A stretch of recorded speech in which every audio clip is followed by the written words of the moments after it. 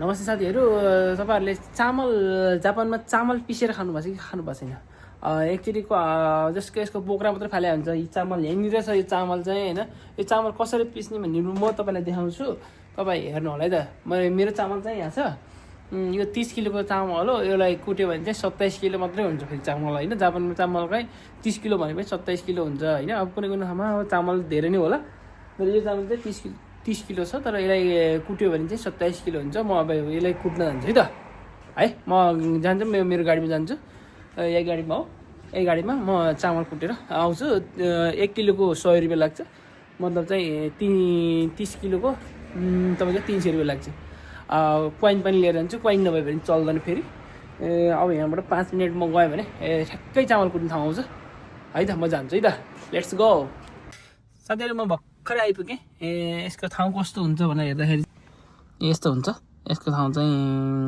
यो क्वाइन लेखा हुन्छ नि यो पिस्ने मिल चाहिँ यस्तो हुन्छ यसको अब म झरेर म लिएर जान्छु है त फाइनल्ली लिएर आइसकेँ मैले यस चामल यहाँ छ अब पैसा हाल्ने हो पैसा चाहिँ यति छ इरास्याइमासे भनिसक्यो जाड भयो यसो गर्यो यसको चाहिँ यो खोल्ने हो खासमा यसको यो खोल्ने यो क्यामेरासँग अलि मिलेन क्या यो खोल्ने गाइज मैले लिएर आइसकेँ होइन अब यसलाई चाहिँ हालेँ पैसा नहालेसम्म खुल्दैन फेरि होइन पैसा हाल्नु पऱ्यो पैसा हाल्छु मैले फर्स्टमा अब यो गरेपछि अब हाल्नु पऱ्यो होइन अब म हाल्छु है त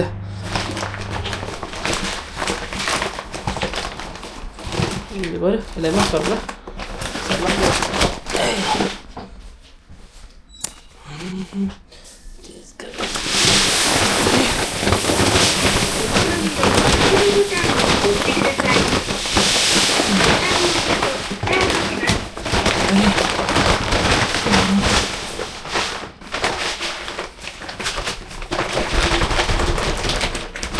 यस्तरी हाल्नु सबै हाल्नुपर्छ ल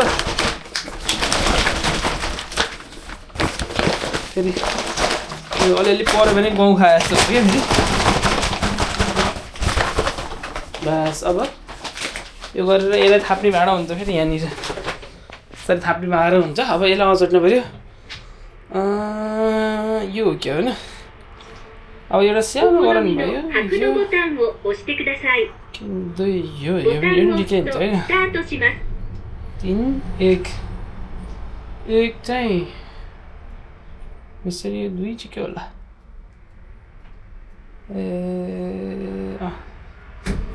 बस ल स्टार्ट भयो है यस्तो गरेर अब कसरी स्टार्ट भयो भने यसरी थाम्नु यहाँ हुन्छ यसको उचाइ भाँडो यहाँ हुन्छ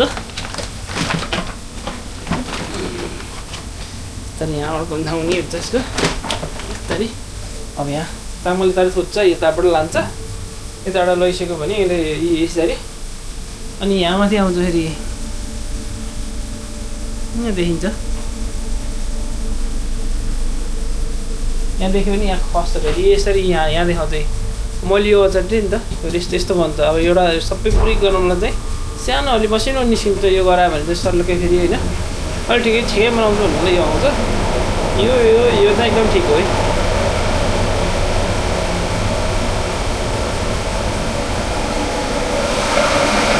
मिस्टेकले अर्को पो अचट्टी घर त छैन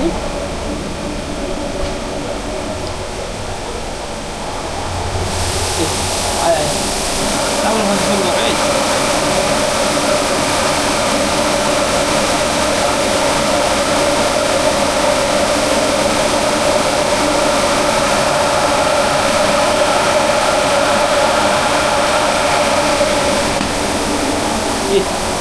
एउटा चामल यताबाट सुई बगिरहेछ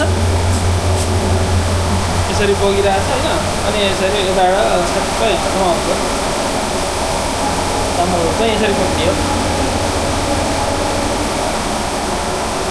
10 किलो लैसक्यो अब बाँकी छ 200 बाँकी छ 200 को 20 किलो भनौँ न 10 किलोको चाहिँ 100 रुपियाँ, अनि 20 किलोको 200, 30 किलोको 300 लिएछ नि त। यसरी चाहिँ कुट्नुपर्छ है त। अब यसमा हाल्न नमिल्ने चाहिँ धान ल्याएर हाल्न मिलेन, आधी कप्टेरा भएको चाहिँ हाल्न मिलेन, धानहरू भएको।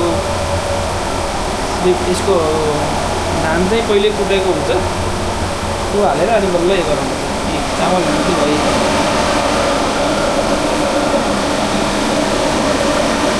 हुन्छ भयो। यस्तो भन्छ क्या,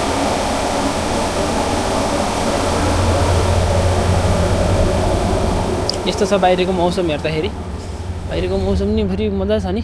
यो कोमे लेखे यस्तो लेखेको हुन्छ। यस्तो ठाउँहरू भेट्यो भने चाहिँ एटिएम होइन नि फेरि यो।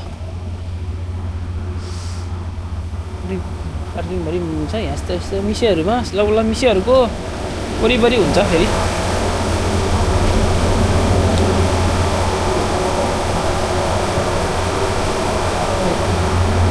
के पो रोकियो त तानेन। ए अब खनाउनु पऱ्यो भने चाहिँ त्यसरी खनाउनु मिल्छ। अब खनाउनु पऱ्यो भने यहाँनिर दाब्ने, यस्तो दाबेपछि यहाँ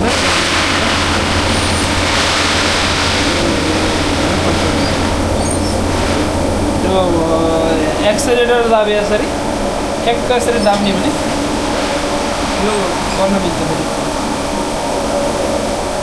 ए यति भयो चामल अहिले हेर्दा हेर्दै 100 रुपियाँ बाँकी र 10 किलो बाँकी छ। अब यहाँ माथि देखिन्छ, यहाँ माथि हेर्ने पनि देखिन्छ।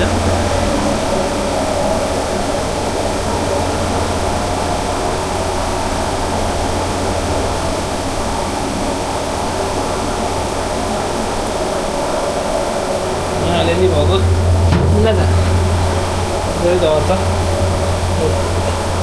सर यस्तो हुन्छ जापानको मिल।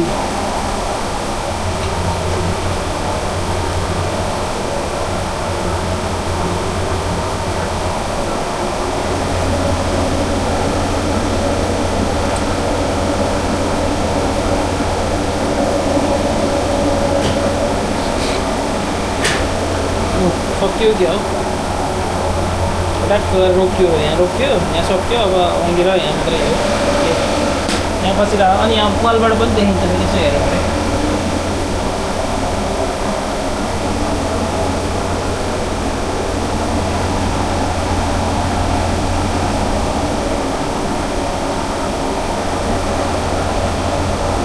खाना चाहिँ यस्तो भयो नि,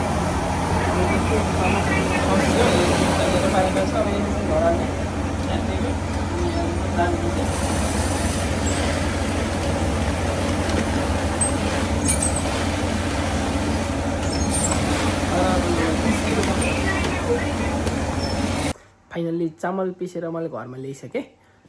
भिडियो कस्तो लाग्यो हेरेर सुझाव सल्लाह अनि प्रतिक्रिया दिन नबिर्सिनु होला। मन पऱ्यो भने सब्सक्राइब गर्न नबिर्सिनु होला। म यस्तै रमाइलो भिडियोहरू हाल्नेछु र कमेन्ट गर्न पनि नबिर्सिनु होला। कहाँबाट हेर्दै हुनुहुन्छ त्यसको कमेन्ट पनि लेख्नु होला है।